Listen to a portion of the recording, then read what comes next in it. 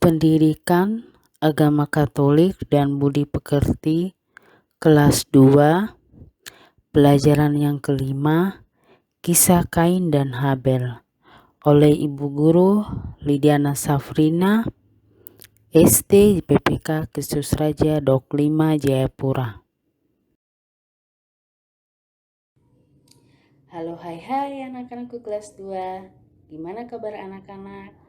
Semoga anak-anak tetap dalam keadaan sehat-sehat.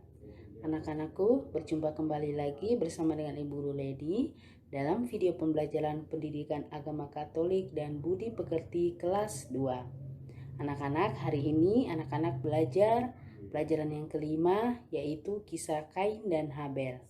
Untuk itu anak-anak, Ibu Guru harap anak-anak mempersiapkan diri dan juga mempersiapkan buku cetak agama, buku tulis, kitab suci, dan juga peralatan tulis.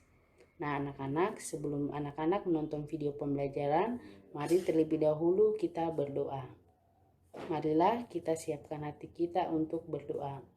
Dalam nama Bapa dan Putra dan Roh Kudus, amin. Tuhan Yesus yang baik, Engkau selalu baik kepada kami. Kami mohon berkatilah kami dan ajarilah kami agar kami terhindar dari sikap iri hati. Demi Yesus Kristus, Tuhan dan Pengantara kami. Amin. Dalam Bapa dan Putra dan Roh Kudus. Amin. Anak-anak, setelah anak-anak menonton video pembelajaran tentang Kain dan Habel, ada tujuan pembelajaran, yaitu anak-anak dapat menghindari sikap iri hati dan tidak melakukan perbuatan yang melanggar cinta kasih Tuhan Allah. Anak-anakku, Ibu Guru mengajak anak-anak untuk mendengarkan cerita yang akan dibacakan oleh Ibu Guru tentang Lina dan Lini. Ada seorang ibu bernama Bu Lilis. Dia mempunyai 2 anak kembar bernama Lina dan Lini. Lina dan Lini memiliki wajah yang sangat cantik. Namun sifat mereka sangat berbeda. Lini sering tersenyum, sedangkan Lina suka cemberut dan kasar.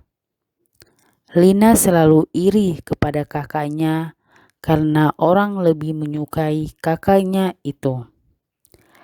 Lihat anak Bu Lilis yang sulung itu. Dia itu cantik dan baik hati. Dia sepertinya sangat sempurna. Bisik seorang ibu di pasar kepada teman di sebelahnya.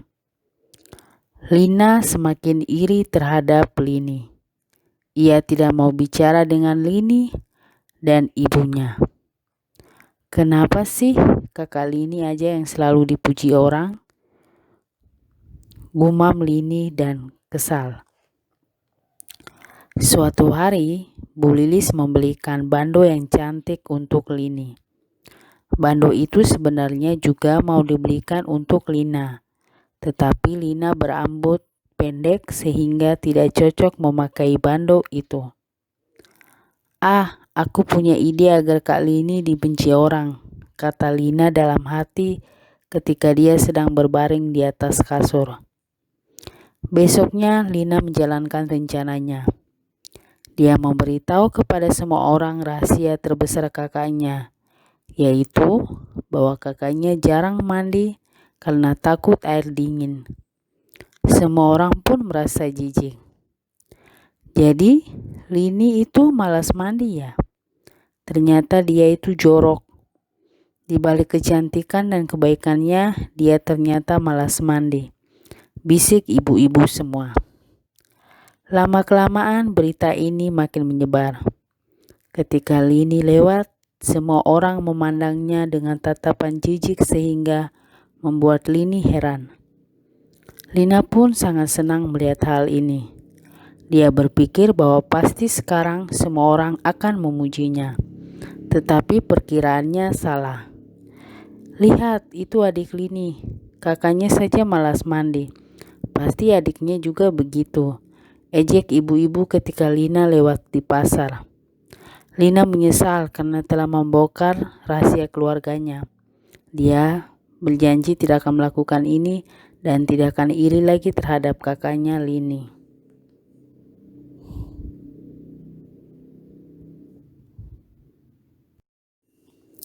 Nah, anak-anakku, pesan yang dapat kita ambil dari kisah Lina dan Lini.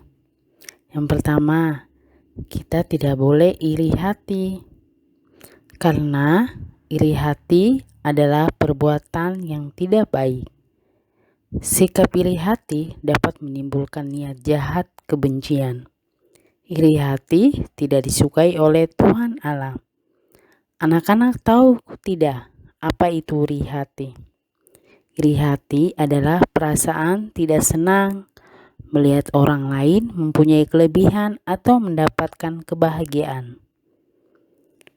Anak-anak tahu akibat iri hati itu apa? Akibat iri hati dapat merugikan diri kita sendiri atau orang lain.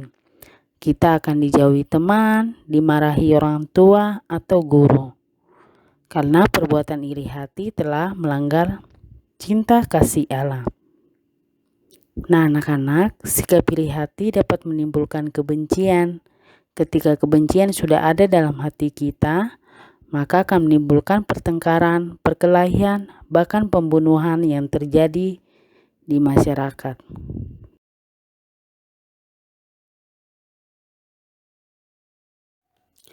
Anak-anakku, ada penugasan berdasarkan cerita tentang Lina dan Lini. Ada 4 nomor. Silakan anak-anak mengerjakan dan tugasnya bisa dijapri ke Ibu Guru Lady. Langsung dikirim ke WA Ibu Guru Lady. Terima kasih.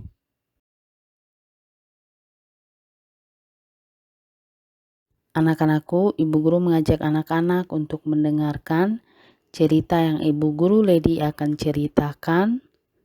Cerita tentang Kain dan Habel yang diambil dari kitab suci Kejadian pasal 4 ayat 1 sampai dengan 16. Kain dan Habel adalah anak dari Adam dan Hawa. Adam dan Hawa adalah manusia pertama yang diciptakan Tuhan. Kain, kakaknya, pekerjaannya seorang petani. Dan Habel, adiknya, pekerjaannya yaitu gembala kambing domba. Suatu hari, tibalah waktunya bagi Kain dan Habel untuk memberikan persembahan kepada Tuhan. Lalu, Kain mempersembahkan sebagian hasil tanah itu kepada Tuhan. Tetapi, Tuhan tidak menerima persembahan dari Kain. Habel adiknya juga mempersembahkan daging lemak anak sulung kambing dombanya. Api dari langit membakarnya, tanda bahwa Tuhan menerima persembahan Habel. Anak-anakku, ada kepercayaan bahwa jika persembahan kita diterima oleh Tuhan, maka asapnya akan naik lurus ke atas. Sedangkan jika asapnya tertiup angin ke samping, berarti persembahan itu tidak diterima Tuhan. Ternyata, asap persembahan Kain ke samping, sedangkan asap persembahan Habel lurus ke atas. Anak-anak bisa perhatikan dari gambar yang Ibu Guru Lady tampilkan. Anak-anak bisa lihat persembahan yang diberikan oleh Habel, asapnya naik lurus ke atas. Sedangkan Kain, asapnya bengkok, tidak lurus ke atas. Atau asapnya tertiup angin ke samping, berarti menandakan persembahan itu tidak diterima oleh Tuhan. Nah, anak-anak, lalu apa yang terjadi pada Kain? Kain menjadi sangat marah dan wajahnya menjadi muram. Lalu Tuhan Allah pun mengingatkan agar Kain harus selalu berbuat baik agar tidak berdosa. Tetapi rupanya Kain mempunyai rencana yang sangat jahat. Lalu Kain mengajak Habel pergi ke padang. Tiba-tiba Kain memukul Habel adiknya sampai terluka parah. Tuhan mengetahui perbuatan jahat Kain, tetapi Kain tidak mau mengakui apa yang sudah perbuat terhadap Habel. Lalu Tuhan pun menghukum Kain, dan Tuhan tidak memberkati Kain, dan Kain menjadi seorang penggembara. Walaupun Tuhan menghukum Kain, tetapi dimanapun Kain berada, Tuhan tetap melindungi Kain. Anak-anakku, setelah anak-anak mendengarkan kisah Kain dan Habel, ada beberapa pesan yang Ibu Guru Lady mau sampaikan. Yang pertama, Tuhan senang menerima persembahan Habel karena Habel memberi yang terbaik untuk Tuhan. Yang kedua, Tuhan menolak persembahan Kain karena Kain memberi persembahan dengan hati tidak ikhlas. Yang ketiga, anak-anak, kita dapat meneladani atau mencontohi sikap Habel yang memberikan persembahan kepada Tuhan dengan hati yang ikhlas. Yang keempat, Tuhan senantiasa selalu memberi kita rezeki atau berkat bagi diri kita yang mau berbagi kepada sesama. Sebagai rasa syukur dan terima kasih kita kepada Tuhan yang sangat baik kepada kita dapat memberikan persembahan yang terbaik untuk Tuhan. Dengan cara apa anak-anak? Misalkan yaitu dengan cara rajin berdoa, baca kitab suci, mengisikan uang derma di gereja, menghormati orang tua, berbagi kepada saudara, teman maupun yang lain. Semuanya yang kita harus lakukan harus dengan hati yang sungguh-sungguh ikhlas untuk memuliakan nama Tuhan.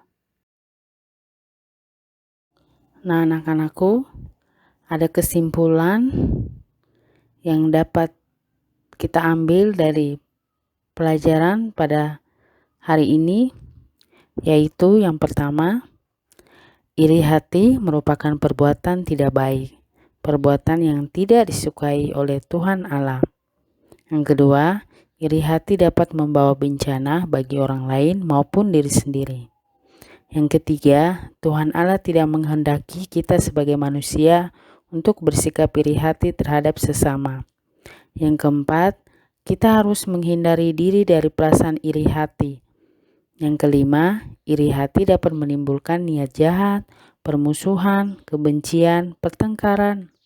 Yang keenam, iri hati membuat hati kita tidak akan tenang.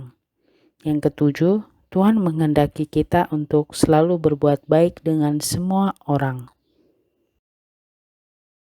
Nah, anak-anakku, ada penugasan yang kedua berdasarkan cerita kisah Kain dan Habel. Ada 6 nomor. Jangan lupa untuk menuliskan soal ya. Dan tugasnya dikirim langsung ke WA Ibu Guru. Terima kasih, Tuhan memberkati. Anak-anakku, mari kita tutup dengan doa. Dalam nama Bapa dan Putra dan Roh Kudus. Amin. Terima kasih Tuhan Yesus yang baik, karena Engkau selalu baik kepada kami. Engkau selalu memberikan berkat dan rezeki kepada kami. Tuhan Yesus, ajarilah kami untuk selalu mempersembahkan apa yang kami punya dengan hati yang ikhlas. Ajarilah kami untuk selalu mau berbagi dengan sesama. Tuhan Yesus, inilah doa kami demi Kristus Tuhan dan pengantara kami. Amin. Dalam nama Bapa dan Putra dan Roh Kudus.